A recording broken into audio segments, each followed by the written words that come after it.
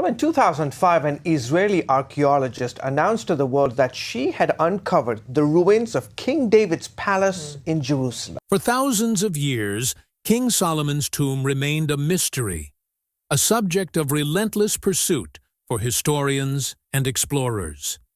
Beneath the ancient hills of Jerusalem, where countless stories lie buried amidst the earth and stone, a recent discovery has captured everyone's attention.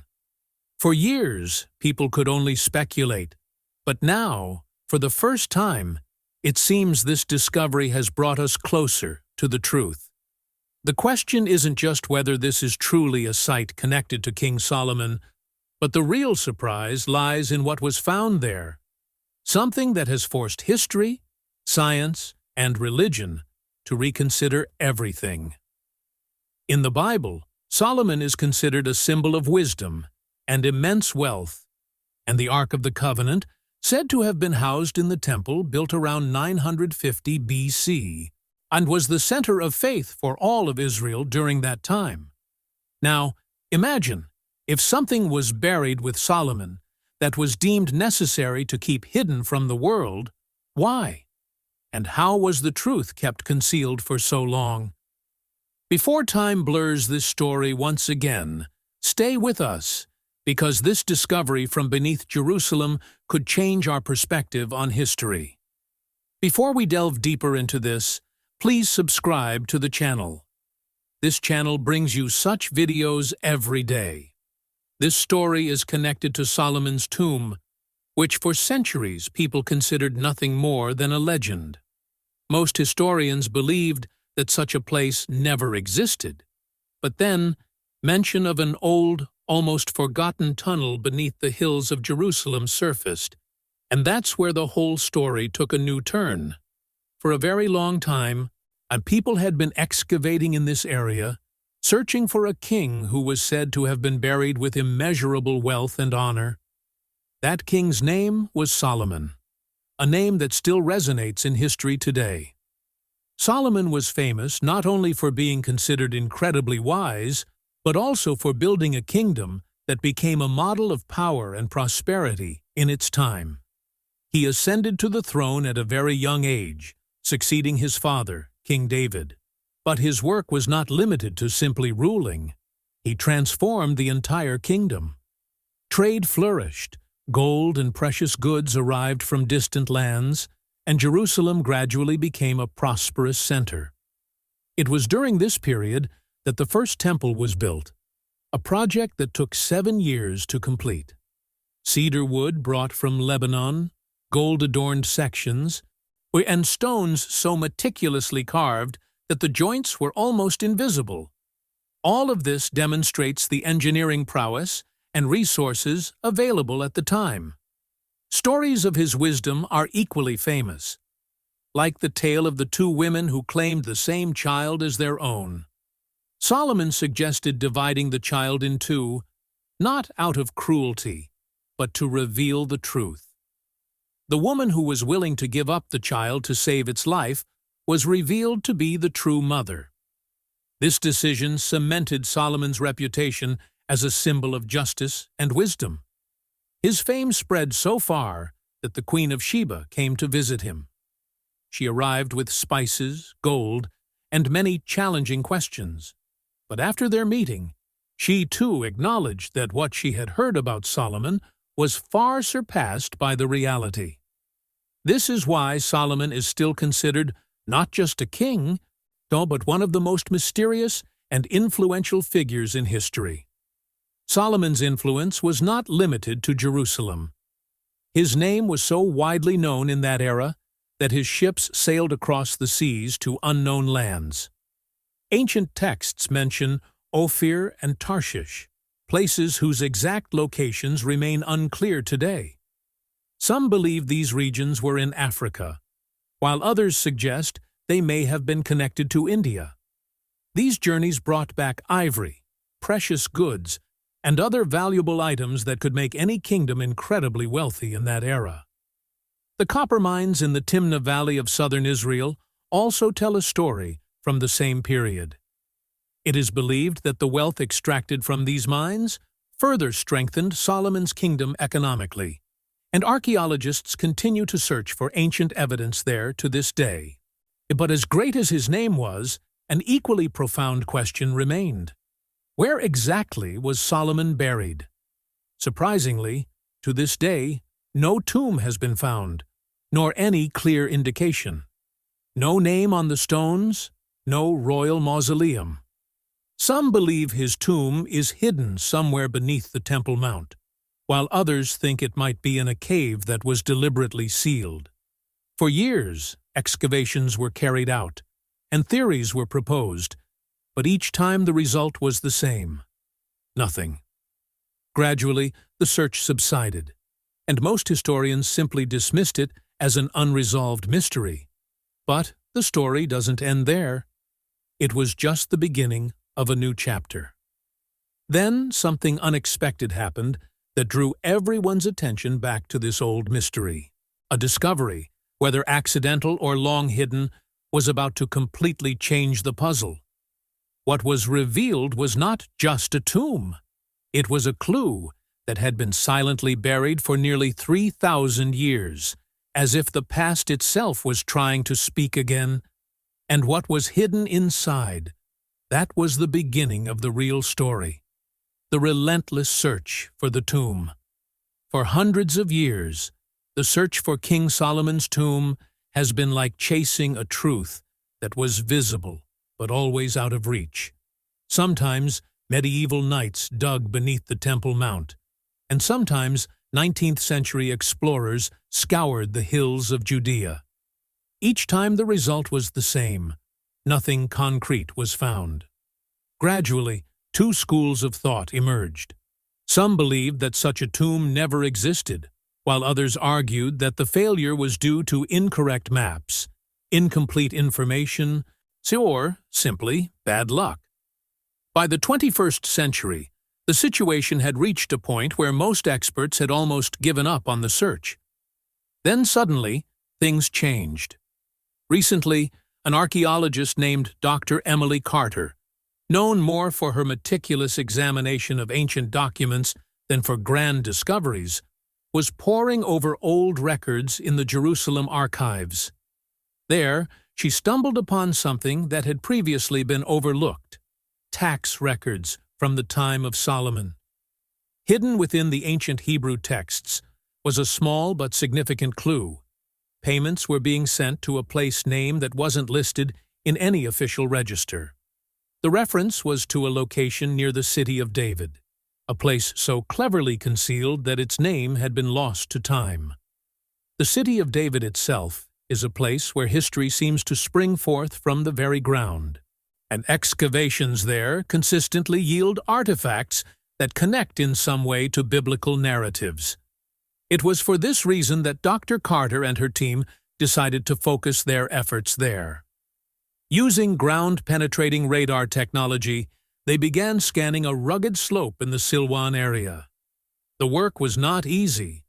Jagged limestone, loose soil, and the sensitive nature of the surrounding area repeatedly forced them to halt their progress.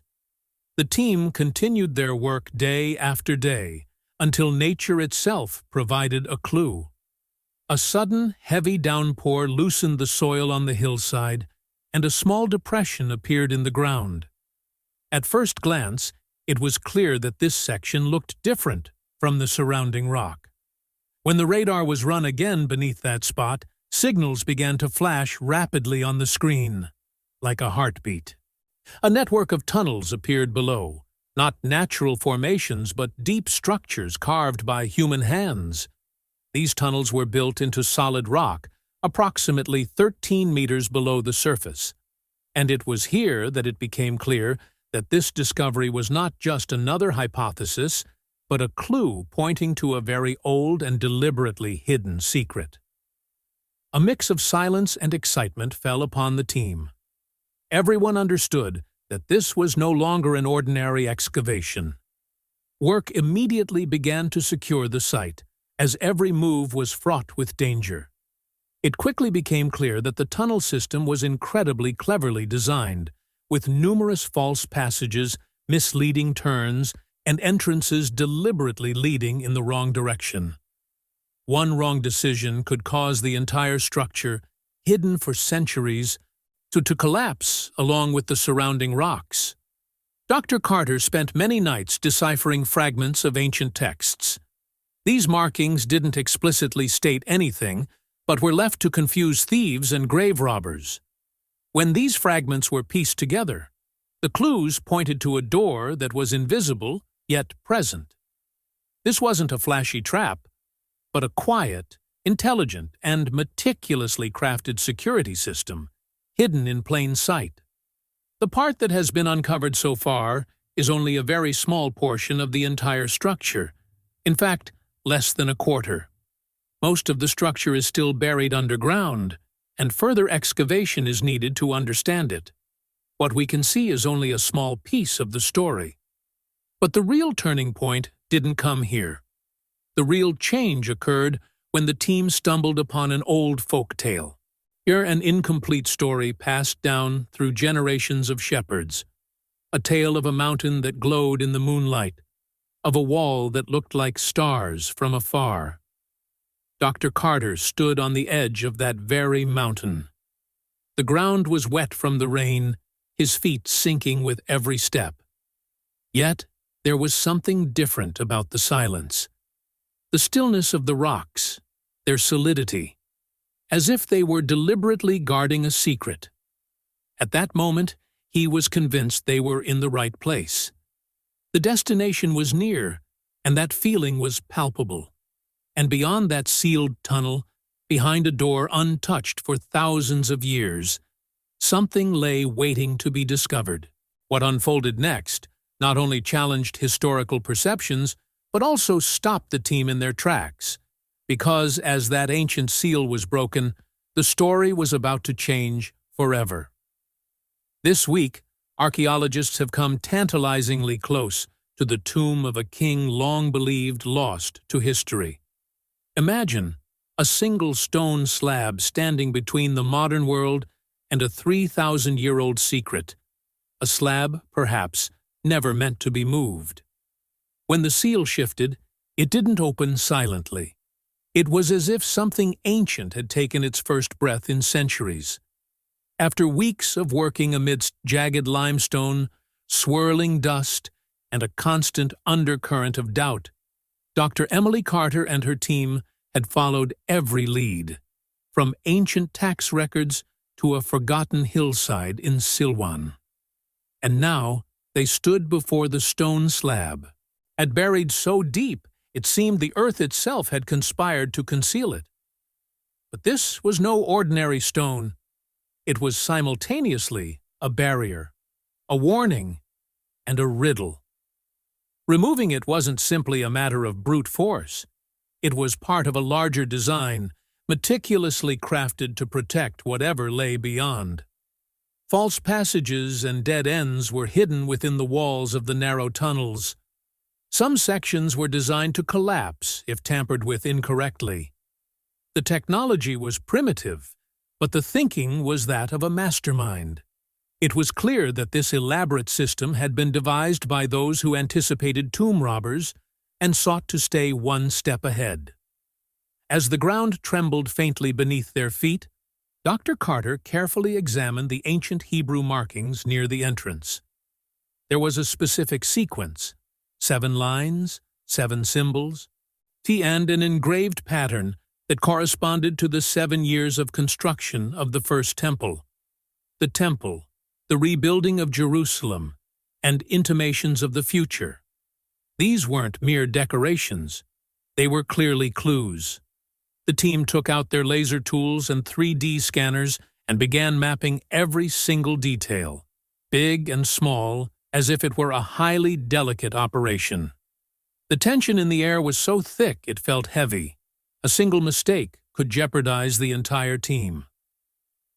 For 3 days straight, they adjusted levers, aligned gears, and held their breath every time the stone slab shifted.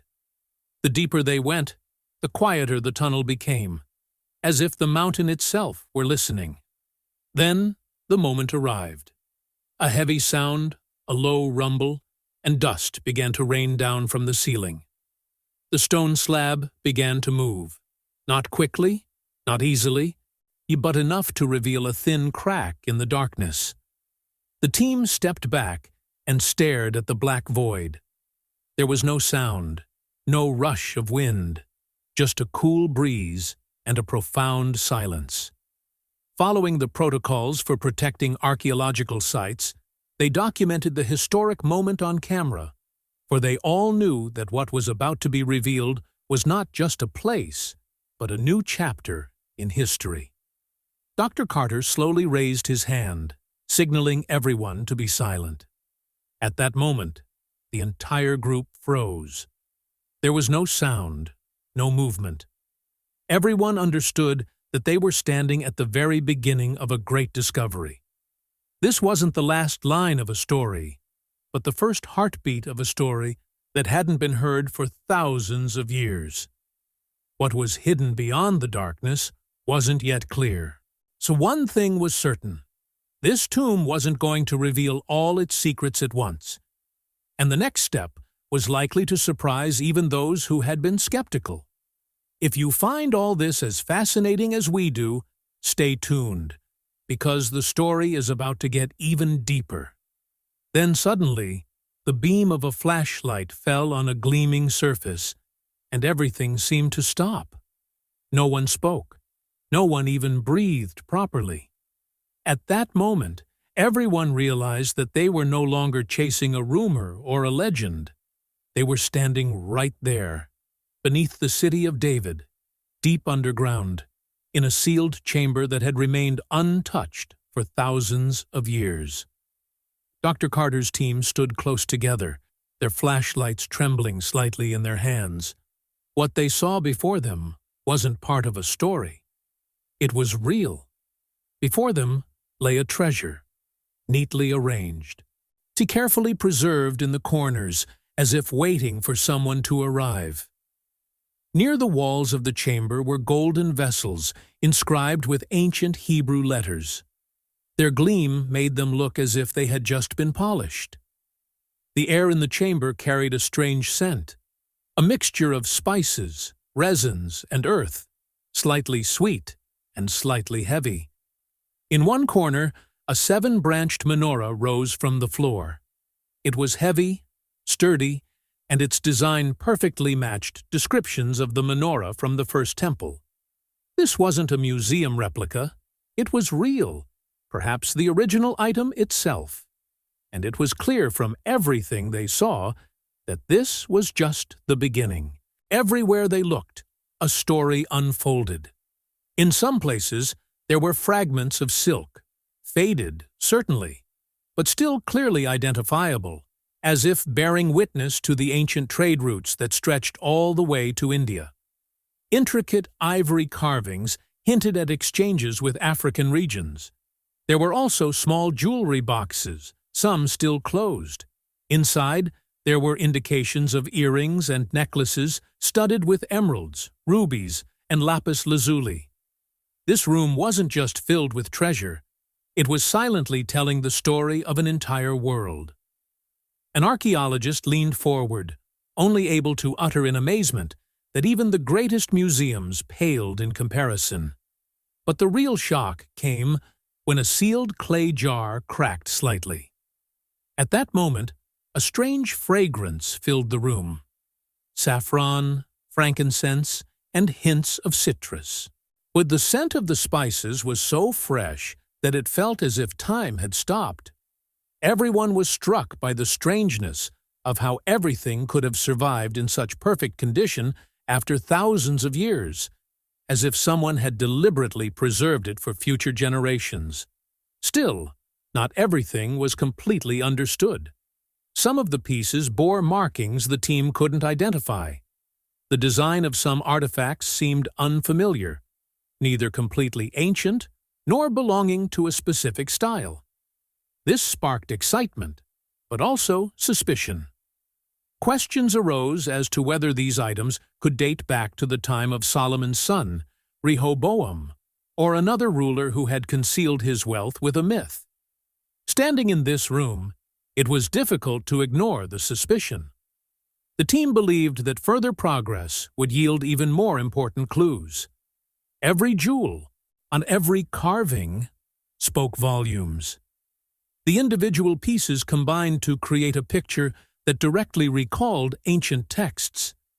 Yet, this site didn't feel like a final discovery. It felt more like the first glimpse of a much larger story. For this reason, the work was carried out with extreme care, with laser scanners recording every surface. Nothing was touched without recording the full details.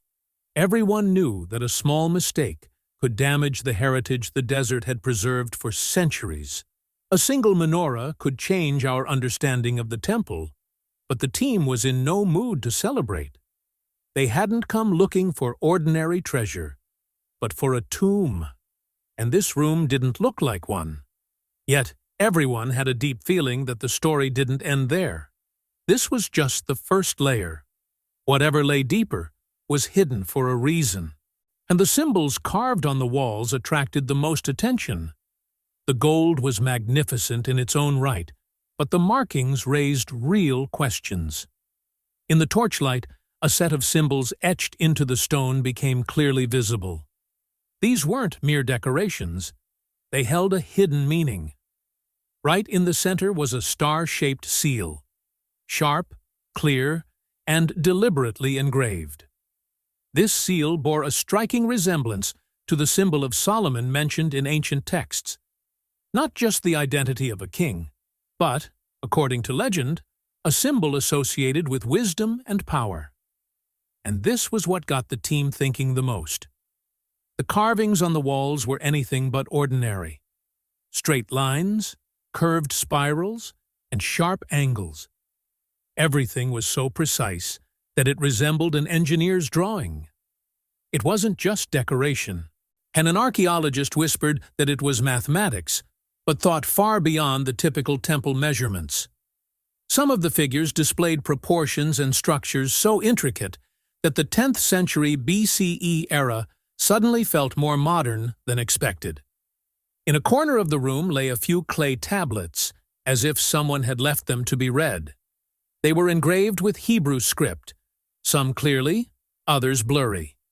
One tablet bore the same temple measurements as the ancient texts, but the other tablet was different. The language was different, and so was the writing. It looked more like a riddle than a simple record. It mentioned something like a key that could be linked to some hidden knowledge. The team paused.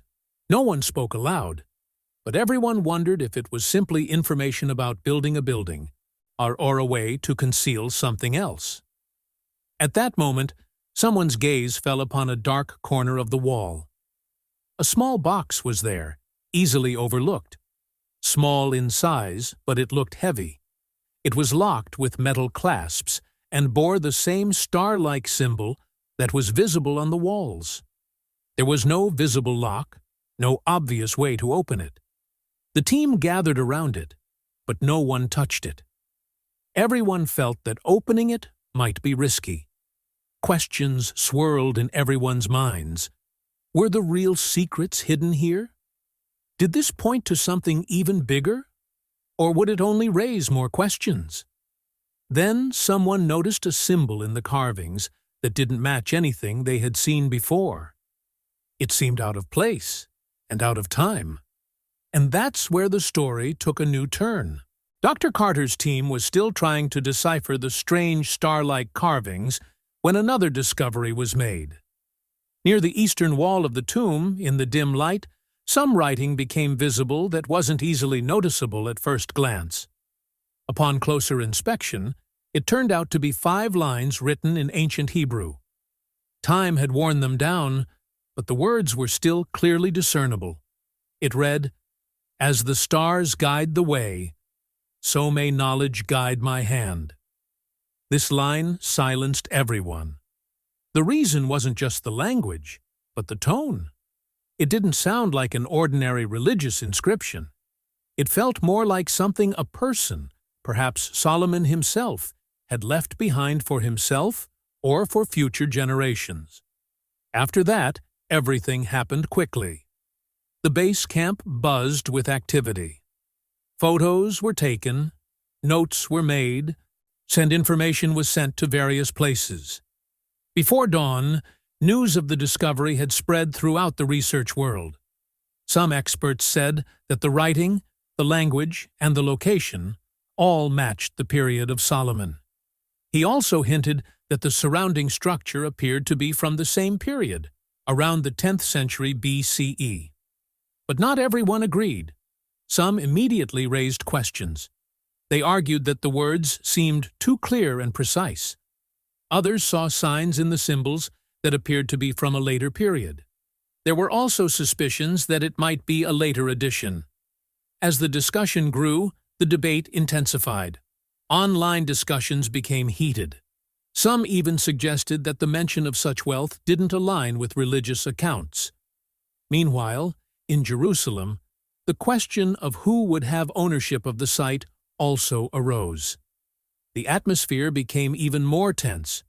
But beneath all the noise, one thing was becoming clear. These carvings weren't just telling the story of a single encounter. They were hinting at alliances, trade, and shared understanding. If this proved true, it would mean that what had previously been considered solely a matter of faith might also contain historical truth. And just as the debate reached its peak, the team found something in a sealed chamber behind the wall associated with Sheba. Not an inscription, not a crown. Something that, if revealed, could change the entire narrative. And perhaps that's why it had been hidden so deeply. Lab tests confirmed that the metal found was indeed from the 10th century BCE. The time period matched. But with this confirmation came more questions. Could this be Solomon's ring? The royal seal used to issue decrees and ratify agreements with distant lands? Gradually, the team realized that this might not just be a piece of jewelry, but a symbol of a king's identity. Still, they decided against jumping to conclusions, as similar rings from later periods have also been found in history. Every detail was examined with microscopes and lasers, and even the smallest scratch was discussed. Handling it wasn't easy. A slight mistake could erase centuries-old evidence. But the risk had to be taken, because if this truly turned out to be something connected to Solomon, it could become the most direct evidence of his life ever found. During this time, the team noticed some strange patterns on the wall. Upon closer inspection, it became clear that these weren't words, but rather some kind of musical pattern. The markings looked like they were made for ancient musical instruments. If you like such mysterious and fact-based stories, subscribe to the channel now, like the video, and stay tuned for more groundbreaking discoveries.